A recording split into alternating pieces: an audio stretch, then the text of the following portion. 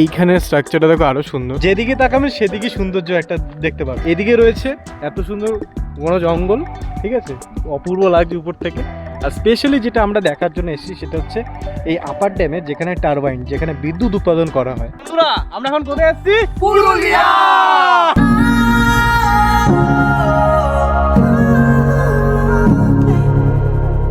পেয়েছে প্রচুর খিদে, এখন ব্রেকফাস্টে নিয়ে পেরেছি আমরা। ব্রেকফাস্টে দিয়েছে আমাদের পরোটা, একটা জিলাপি, এখানে আচার আছে, আর আছে একটা ডিম সিদ্ধ। প্রচন্ড খিদে। ব্রেকফাস্টটা সেরে আমরা সোজা চলে যাবো ঘুরতে যাওয়ার পথে। ব্রেকফাস্ট করে নিয়েছি আমরা, দেখলেন। এখন আমরা পুরোপুরি রেডি। এই পরে আমরা নতুন যে সাইট সিং যাবো, তো গাড়ি আমাদের জন্য অপেক্ষা করছে সাইট সিং ঘুরতে যাওয়ার জন্য রেডি। কারণ ট্রেন জার্নি করেছি আগের পর্বে, আর রিসোর্টে এসেই প্রথম কাজ হচ্ছে খাওয়া দাওয়া, দেন হচ্ছে একটু ফ্রেশনেস হয়ে আমরা এখন কিন্তু নিউ ডেস্টিনেশনের পথে যাবো। আর এই রিসোর্টের ভাইবসটা কিন্তু অসাধারণ। আস্তে আস্তে ভিডিওগুলোতে দেখতে পাবে তোমরা। তো চলো আমরা নেক্সট ডেস্টিনেশনে চলে যাই। তো এখন আমাদের প্রথম যে ডেস্টিনেশন, চলে এসেছি লহরিয়া শিব মন্দিরে। এটা হচ্ছে অযোধ্যা সার্কিটের মধ্যে পড়ছে। গ্রাউন্ডটা অনেকটা সুন্দর, স্ট্রাকচারটা দেখতে পাচ্ছেন, শিবের মন্দির। আর এখানে রয়েছে প্রচুর দোকান, অনেক জিনিসপত্র কেনার জন্য রয়েছে। আমার খুবই ভালো লাগছিল আস্তে আস্তে যখন দেখছিলাম। সাথে প্রাকৃতিক সৌন্দর্যগুলো কিন্তু খুবই সুন্দর। রয়েছে বট গাছ, দেখো চারিদিক দিয়ে ঢাকা। এই দেখো দূর থেকে, ওয়াও সুন্দর। আর অ্যারাউন্ডটা, এই চারিপাশের অ্যারাউন্ডটা খুবই শান্ত একটা ফিল দিচ্ছে, পিস আছে এখানে। চারিদিকে বট গাছের গোছালো। এই দেখো শিব মন্দিরটা পূর্ব সুন্দর। এইখানে স্ট্রাকচারটা দেখো আরো সুন্দর। এখানে হরে কৃষ্ণের ইয়ে রাখা আছে, শ্রীকৃষ্ণের। এই জায়গাটা খুব সুন্দর লাগছে।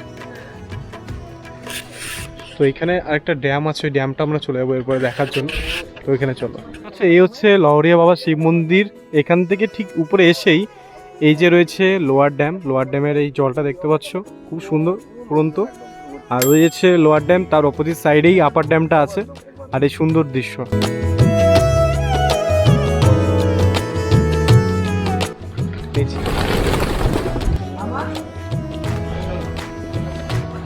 এখন আমরা গাড়ি করে চলে এসেছি লোয়ার ড্যাম উপরে। এখান থেকে লোয়ার ড্যামের কিন্তু দৃশ্যটা অপূর্ব লাগে, অপূর্ব। জাস্ট এই যে এই ড্যামটা দেখতে পাচ্ছ, এটাই হচ্ছে লোয়ার ড্যাম, ঠিক আছে।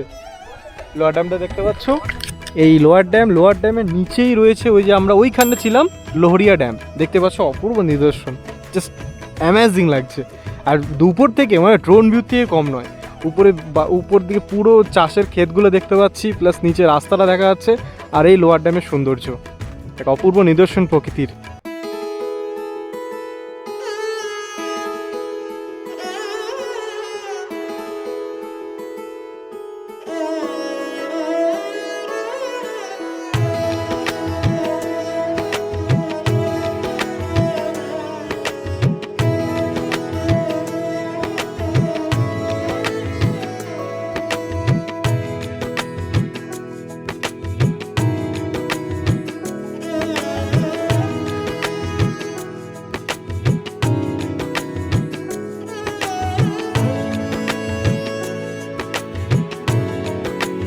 বন্ধুরা, এখন একটা ফ্যান্টাস্টিক জায়গায় চলে এসেছি, সেটা হচ্ছে আপার ড্যাম। আপার ড্যামের মেন সৌন্দর্যটা এত সুন্দর, যেদিকে তাকাবেন সেদিকে সৌন্দর্য একটা দেখতে পাবেন।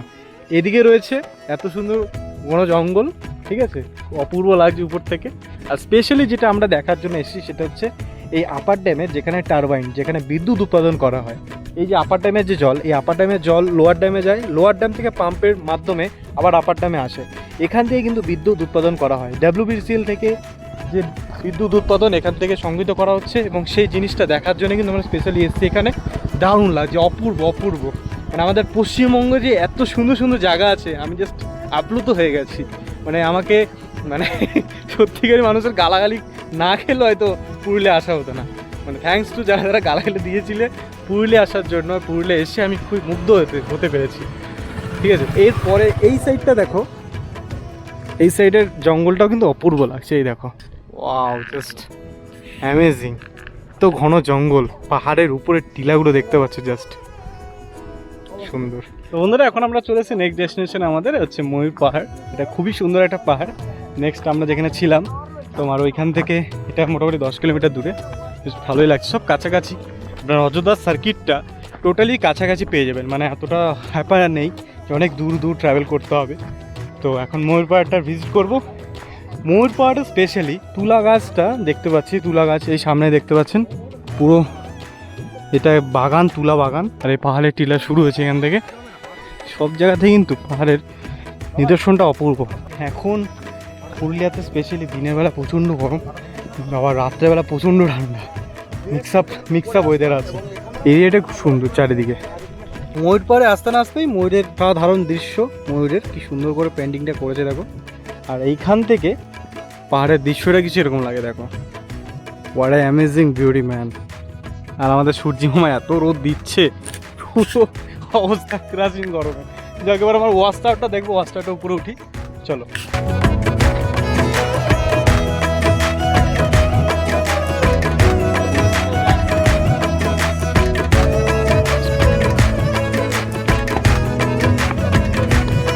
ওয়াচ টাওয়ার আছে ময়ূর পাহাড়ে, এখান থেকে দৃশ্যটা অপূর্ব দেখা যায়। সিঁড়ি বয়ে আসলে অনেকটা উঁচু। কারণ চলো আমরা ওয়াচ টাওয়ারটা দেখি উপরে। তো ওয়াচ টাওয়ার থেকে এইরকম কিছু দৃশ্য দেখতে পাবেন, খুব সুন্দর লাগছে এখান থেকে পাহাড়ের টিলাগুলো। ময়ূর পাহাড়ের নিচেই আপনারা মানে ওই ওয়াচ টাওয়ারের নিচে দেখতে পারবেন বজরংবলী মন্দির, ঠিক আছে? খুব সুন্দর লাগছে মন্দির, মুখটা খুব সুন্দর। আর এখানে চারিদিকেই আর কি বসার জন্য অজস্র জায়গা আছে, যেখানে আপনাদের ফ্যামিলি ম্যানকে নিয়ে, ফ্যামিলি মানুষদেরকে নিয়ে আপনারা টাইম স্পেন্ড করতে পারেন। বাট এখানে আমরা অনেকক্ষণ টাইম স্পেন্ড করলাম, এরপরে আমরা নেক্সট প্লেস চলে যাবো। আমরা যে ময়ূর পাহাড় ছিলাম তার তার দিয়ে আমরা কিন্তু অযোধ্যা হিলটপ দিয়ে গেছিলাম, সে সাইডটা অযোধ্যা হিলটপটা দেখলাম, অসাধারণ বাজার সাইডটা। হ্যাঁ, তো ওইখান থেকে অযোধ্যা হিলটপ থেকে চলে এসছে এখন আমরা সীতাকুণ্ড। সীতাকুণ্ডের ব্যাপারে যেটুকু জানলাম, এখানে হচ্ছে মাতা সীতা এবং মানে শ্রীরাম যখন মানে বনবাসের দিকে যাচ্ছিল, তখন মাতা সীতা কিন্তু জল তেষ্টা পেয়েছিল। আর যে জল তেষ্টা পেয়েছিল মাতা সীতার, তখন শ্রীরাম রেগে মেগে কী করেছিল, তার বাম পায়ের পুরো আঙুল দিয়ে মাটির মধ্যে চেপেছিলেন, চেপে সেখান থেকে জল বেরিয়েছিল। সেই তারপরে মাতা সীতা তৃপ্তি মিটিয়েছিলেন। তো সেই জায়গাটাকে এখনও ঢেকে ঢাকে রেখেছে। কোনো কানেকশন থেকে তো কিন্তু মনে হচ্ছে অযোধ্যার নামটা কিন্তু প্রকাশিত। তো যাই হোক, এখানে সেই স্থানটা আপনাদের দেখাবো। শুধু ওকে আমি দিয়েছি, হ্যাঁ ঠিক আছে, ওকে। এই দেখুন সেই স্থানটা যেখানে মাতা সীতা জলের তৃপ্তি মিটিয়েছিলেন, পুরো সুন্দর। এই যে স্থানটি দেখতে পাচ্ছ, জলের ভিতরে বুদবুদ সৃষ্টি হচ্ছে। তো বালিটা কিভাবে জল ওখান থেকে ফসফস করছে, ওই জায়গাটা দেখাই আপনাদের দিন।